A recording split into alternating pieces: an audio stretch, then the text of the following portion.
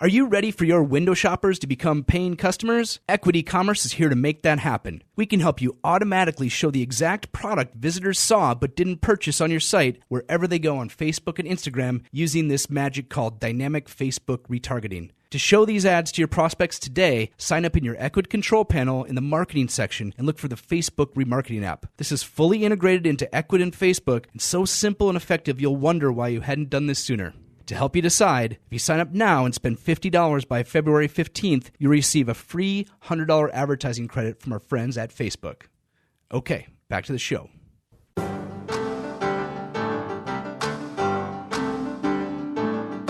This is the Equid E-Commerce Show with your host, Jesse Ness, along with Richard O'Tay. Hey guys, this is Jesse Ness here with Richard O'Tay. Really excited to have you on. We got a very, I'm excited about our guest today. This is John Lincoln. He's the CEO of Ignite Visibility. He was the Search Engine Marketer of the Year named by Search Engine Land, and their company Ignite Visibility was the #1 ranked SEO company by Clutch.co. So in a way, this is we're bringing in an expert today, but we're going to try to dumb him down a little bit and talk about SEO 101. So we want to help merchants get started with their store and do the basics on SEO. So John, happy to have you here. Yeah, it's a pleasure to be here. I'm really excited to talk about SEO today. That's what I do, and excited to give some people some tips on how they can get started and get some traffic, conversions, and some revenue potentially for their business. So this is not your first time talking about SEO, then, I take it. I've been talking about SEO all day, every day for the last 10-plus years. Yeah, I've been doing it maybe about 14 years now at this point, and I've worked with huge sites that get millions, tens of millions, near 100 million visitors a month, all the way down to little sites that they're brand new. They have no idea what they're doing, and we're just starting. They haven't even bought a domain name yet. So really, broad experience there, and there's a lot to know about it. So, be happy to answer any questions you have. Perfect. Yeah. So the latter part that you mentioned, people that are just getting started, that's what I want to focus on today.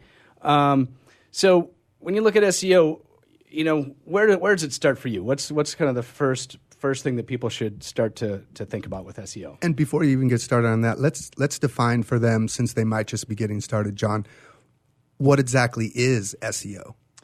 Yeah, so that's so SEO stands for Search Engine Optimization, and it's basically getting ranked inside of a search engine. The main search engine most people are looking at is Google, but there's also Bing, there's also Yahoo, and there's others as well. Some people look at Facebook as a search engine. They look at Amazon as a search engine. They look at Instagram as a search engine, YouTube as a search engine. So every website online has a search engine. And those search engines, they run ads in some of them, and in other ones, they just rank things organically. And so what we're talking about here is not running an ad, but actually having your content show up in a search engine.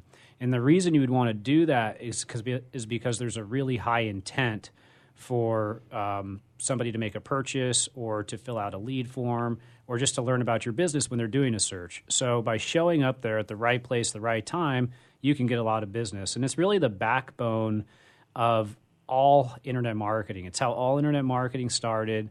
It really was SEO first, and then it became email marketing, and then paid and ads followed that. So you really want to show up in the search engines. Some people get a lot of revenue and leads from it, and that's kind of what we're talking about. Good to hear. So, with Google and other search engines, we know it all starts from the search, and searches starts with certain words you type in or even speak these days. So what's the basics of doing the research for keywords? So that's the big thing. You want to think about who are you trying to target, right? Who's your persona? Who is the person that you're actually trying to sell to or, get made aware of your brand? And that's kind of where you want to start. But then next, what are going to be the keywords that they're searching for? So some keywords are really, really broad, and other keywords are really, really niche. Some are short, some are long. Somebody might search for the best SEO company in the United States, right? And that would be multiple keywords together.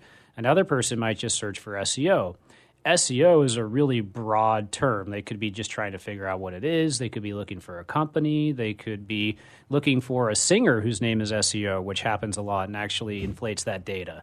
So keyword research is it's really a huge beast, and it's based off of basically what you want to show up for and the conversions that you're looking to get. And there's a lot of different ways to go about it. It really starts by finding the persona, the person you want to reach out to, and then the keyword, and then mapping that to a service or product that you're looking for. And there's a couple tools that I can talk about next, if you like, that will help you do that as well. Yeah, let's. So I'm a beginning e-commerce merchant. So I just signed up for my store. I got this great product that I really want the world to hear about. What advice would you give to that beginning merchant?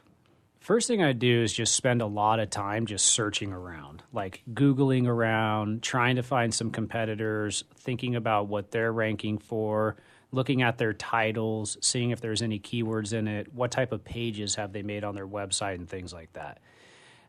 You're going to get a kind of a good idea of what keywords might be right. And then as a next step, you want to use a tool like the Google Keyword Planner or a tool like SEMrush. Those are two of the main tools for keyword research. You'll go there, you can put in your competitor's website, and you can find every single thing that they're ranking for.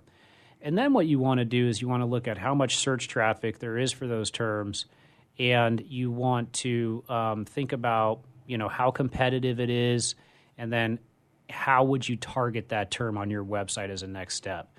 But generally, you want there to be enough search traffic, so anywhere between a couple hundred visitors a month to thousands of visitors a month. Really anything under than 100 visitors a month isn't going to be very good, because it's really important you have enough volume, right? If you spend 3 months and you finally get ranked number one for a term that's got 1,000 visitors a month, and there's a 26% click-through rate on that term, that means you're only going to get 260 visitors a month. From that, if you have a 1% conversion rate on your website, which is pretty standard, then you're going to get 26 signups a month from that. So you really got to think about the math and your targeting and if it's worth your effort. But I recommend just starting with SEMrush and Keyword Planner. Those are two great tools. Okay. And taking even a step back from that on, just Googling it. And I'll give you an example of I'm now the number one consultant for my mom's company. And congratulations. Yeah, it's a great job. It doesn't come with any pay. Overworked and underpaid. But it comes with high expectations. So yeah, she's selling it's a concrete table with some fiber optics built in that light up at night. So it's very cool. And I asked my mom to, I tried to explain keyword research to her, and she came back with a list that included the word table, the word organic, the word concrete.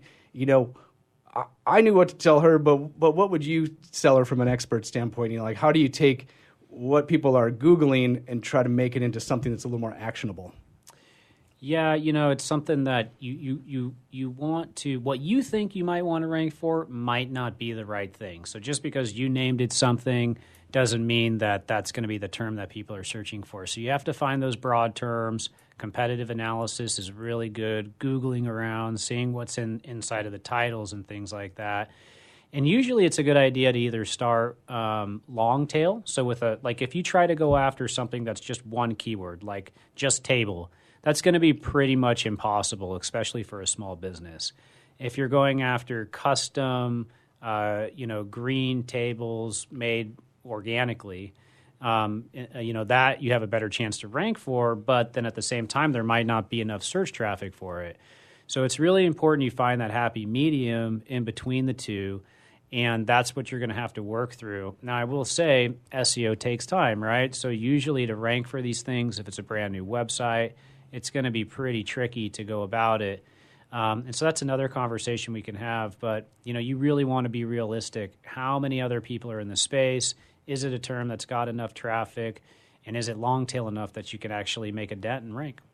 Got it. So yeah, I get the so for you, long tail means instead of table or a concrete table, that might be, fiber optic concrete table. Is that what you would call a long tail? That's correct, yeah.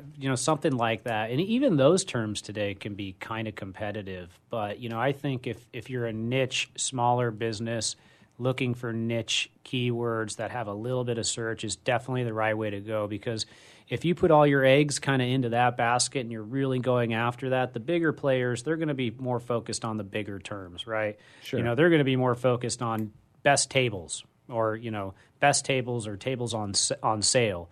But if you're going after, tables with fiber optic cable integration, then you've got a much better chance to rank. Got it. So once you've Googled it a lot, you record some of these searches, you may be on a spreadsheet. You mentioned SEMrush. I know there's a free and a paid version. Is that something that a newbie could use for free? Yeah, you can use it for free. You really don't need to pay for it. And SEMrush is a really sophisticated tool. So, just putting in a competitor's website, you're going to see everything that they're trying to rank for. You can see all the ads that they're running. You can see how their keyword growth is looking. And, generally you just want to pick those top terms, put them in a sheet, and then the next step is crafting a plan to actually rank for them, and then that's when it gets interesting. So, got it. Yeah. So research, that's the easy part. So it can be. Yeah. So John, I'd like to have you back again to talk about, okay, now that we've done this research, what can we do to really put it into action? Sounds good. I'm looking forward to it. Great. Where can someone go to learn? We got about 30 seconds. Let someone learn a little bit more about John Lincoln and your company and what it is you do. Best place for me, you can find us on the Ignite Visibility blog, ignitevisibility.com/blog. We make a ton of training videos on YouTube Ignite Visibility, and then you can follow me on Twitter at Johnny Lincoln on Twitter, and you'll get some good info there. Awesome. Thank you. Well, hey, I'm Jesse Ness on the Equid e-commerce show. Look to have you back next week.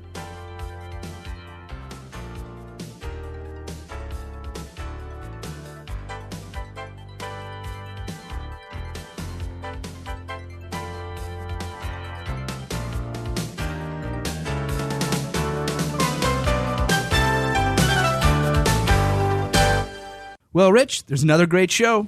And when you add it all together with the other shows, you won't miss any strategies or new tactics on how to grow your online business. So to make sure you don't miss anything, subscribe on your favorite podcast player. Rich, what player do you like? Probably Stitcher. All right. How about you? I'm an Apple podcast guy. I'm an Apple guy on that. Yeah. And we're growing right now. A listener asked us to add Google Play as a platform. So we just added that a couple weeks ago. We have Spotify, SoundCloud. Nice. We're everywhere. So subscribe on your favorite platform, and don't forget to rate and review us. So we know what you think. Yeah, rate how we're doing, review on what we have done, tell us topics you'd like us to cover, tell us if you think we're great and you are going to take over the world. Subscribe, rate, and review. It's the only way we'll know, and it keeps the shows coming. Thanks, everybody.